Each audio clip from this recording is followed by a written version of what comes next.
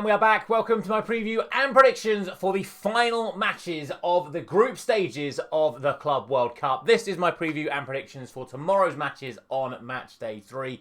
And if you want to check out today's predictions for the matches taking place in Group E and Group F, you can check that video out at the top of your screen right now. This video will be covering all of the matches taking place in Group G and Group H. So before we get into it, if you haven't done so already, please do consider dropping a like on this video if you do enjoy all of these previews and predictions. Share it with a friend, subscribe to the channel with notifications turned on so you don't miss out on any of my preview and predictions for the knockout stages of the Club World Cup. And if you want to help the channel grow even further ahead of the 25-26 season, you can do so by hitting the join button at the bottom of your screen to become a member.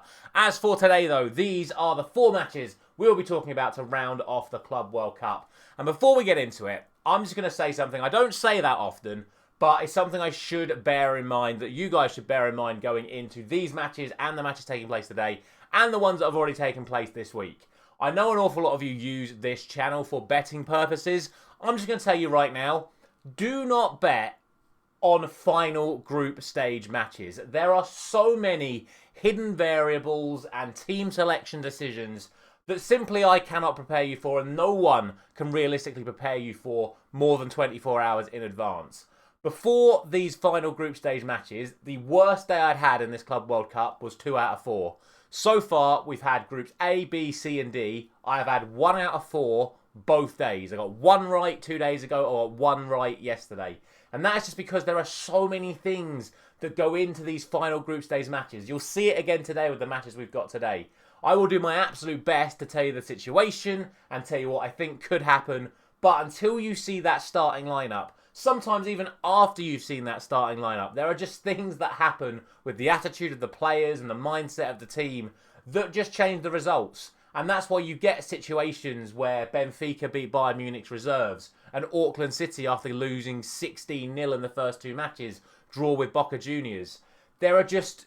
It's near impossible. I hate final group stage matches. It happens every single tournament we do, whether it's an international tournament, European tournament, or something like this. When you get to the final group stage matches, everything just goes out the window in terms of the previews and the predictions, because there is just so much on the line. So that is my advice for today before we get into it.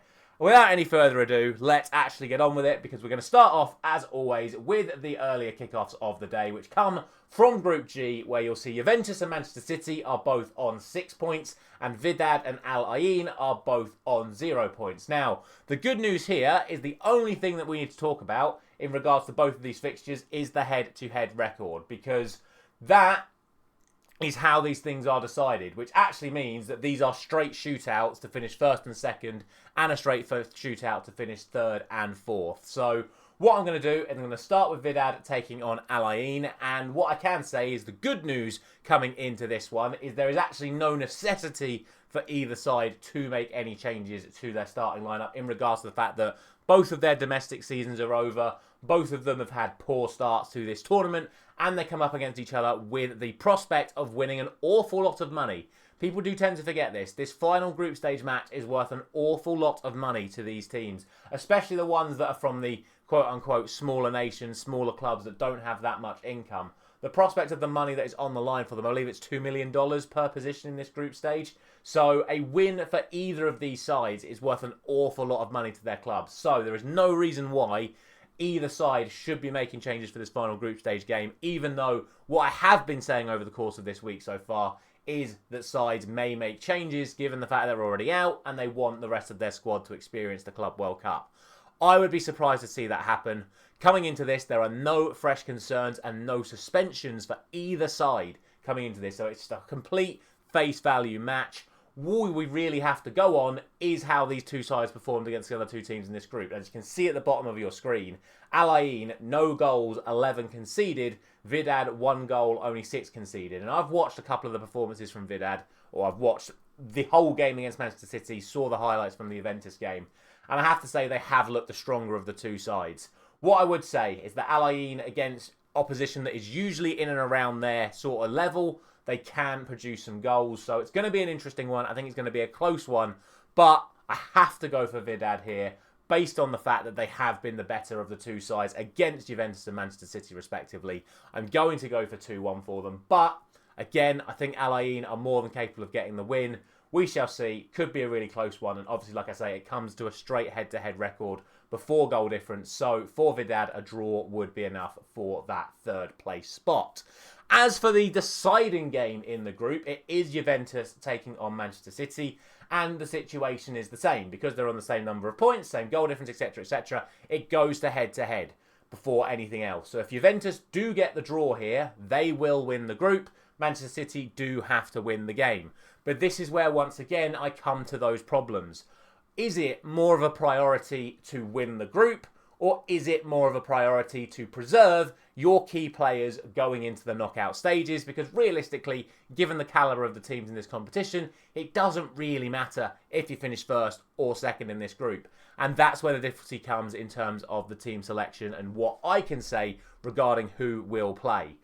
Ultimately, I think Manchester City will rotate. I think Guardiola is using this competition to test out new players, new systems, like new combinations of players in his team. So someone like a Ruben Diaz or a Rodri that hasn't started either of their matches so far, I'd expect them to come in. He's gone Edison, then Ortega, so I'd expect him to go back to Edison, but we'll see. He may go Ortega because Edison might play in the knockout stages. Reinders will probably come back into the starting lineup. Cherky will probably come back into the starting lineup, etc., etc., etc. There's a lot of things that could be put in that mixing pot when it comes to Pep Roulette, especially in a game like this that doesn't really matter.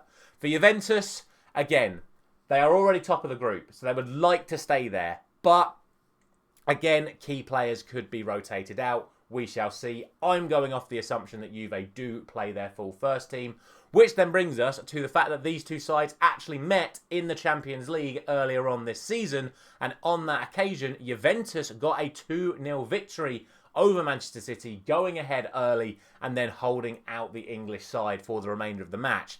Difference is, that was under Thiago Motta. They were playing a 4-2-3-1 on that occasion. And under Tudor, they have been playing a 3-4-3 system. So you can't really read too much into that result. In fact, I actually think changing that system actually favours Manchester City a little bit more. Juventus are a lot more open. They're a lot more attack-minded, but they do leave themselves a little bit vulnerable to counter-attacks. That said, they've only conceded 1 goal so far in this tournament. Manchester City have conceded none. So we'll see. I expect this game to be entertaining. Naturally, Manchester City are going to be considered the favourites due to the amount of world-class players they have in their squad. I'm going for a 3-2 win to Manchester City. But again, so many variables going into it. We shall see. I think ultimately City have to be considered the favourites because if Juve do make changes, City will be the stronger side. From there, we then move on to Group H, which is, of course, the final group of this Club World Cup. And this group is in the same sort of situation as Group E from yesterday. You've got the top two sides, both on 4 points going up against each other. And then you've got the team behind them playing against the team that's already been eliminated in Al Hilal taking on Pachuca. And of course, the way that this Club World Cup works is it goes to the head-to-head records before it goes to goal difference. So in the bizarro world where Al Hilal beat Pachuca and Salzburg and Real Madrid draw, all 3 teams will be on 5 points, and then it will go to the head-to-head record between the 3 sides. So it gets a little bit messy. So we're just going to go off the assumption that Al Hilal obviously have to win, because if they don't win, they're out anyway. And we're going to go off the assumption that Salzburg and Real Madrid both need to win this match to guarantee their spot in the next round, and therefore they can't rely on drawing with each other and Al Hilal going above them. Obviously for Real Madrid, it's more likely they will progress, I believe, if it's a draw because of how much better they would have done respectively. It's very messy. It's very, very messy, but we shall see. Ultimately, actually, no. If it's a draw, all 3 teams would have drawn with each other. So, there you go. It's going to be a bizarre situation. Anyway, we will start off with the game, which I think is going to be pretty easy to call, which is, of course, Al Hilal taking on Pachuca. Al Hilal, 2 draws from 2 so far. A very good performance against Real Madrid, which they should have really capitalised on and didn't really finish it off. Salzburg, I think you've got to give more credit to Salzburg in regards to the fact that they really cancelled out Al Hilal. It wasn't the sort of exciting game that I thought it was going to be, and ultimately that one ended in a draw as well. For Pachuca, I mean, this is why I think this was the easy fixture to call. Pachuca losing against Salzburg, outplayed by Salzburg, and then losing to a 10-man Real Madrid, and very, very comfortably, it has to be said as well. So, assuming that Al Hilal can produce the level of performance we saw from them against Real Madrid, I don't see Pachuca causing too many problems. In terms of the team news, no fresh injury or suspension concerns for either side coming into this one. And obviously, Pachuca are already eliminated. But, as we've mentioned, there's still prize money on the line. A win for Pachuca would put them above Al Hilal for that prize money. So there's no reason why they shouldn't be going for it. But, ultimately, I expect the Saudi Arabian side to come out on top in this final group stage match. And I'm going to go for a 3-1 win to Al Hilal, which then means that we start off the final game between Salzburg and Real Madrid, as we've already mentioned, with both sides needing to get the victory to secure not only their spot in the knockout stages, but also their spot in the top spot of the group. And this is where we can now talk about absentees, because there is definitely going to be an absentee for Real Madrid, because Raul Asensio was sent off after just 7 minutes in that game against Pachuca, which I thought was going to blow that game wide open. Turned out not to be the case because of the brilliance of the Real Madrid attacking line. And of course, they then went on to win that game 3-1 as predicted. That was a correct prediction from me in that one. In regards to Salzburg, they have no fresh concerns coming into this one, but it is going to be a tough task for them, because these two actually also met in the Champions League earlier on this season, as we spoke about with Man City and Juventus earlier on.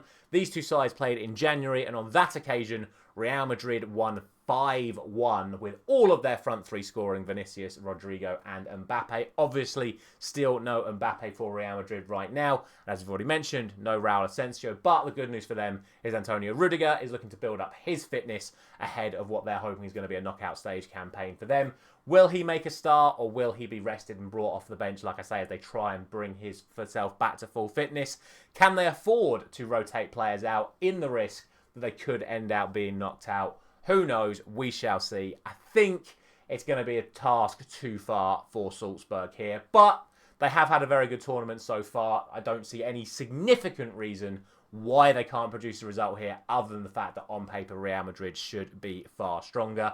I don't see it being as bad as the 5-1 that we got earlier on in the Champions League, but I still think Real Madrid will take it relatively comfortably. I'm going for a 4-2 victory to Real Madrid to round off my predictions for today and to round off my predictions for the group stages as a whole. As always, let me know all of your thoughts down in the comment section below. Thank you so much for watching this Club World Cup so far. Let me know all of your thoughts regarding the tournament and how good or bad you think it's been down in the comment section below as well. A final thank you very much for watching once again. I will see you soon for the knockout stages.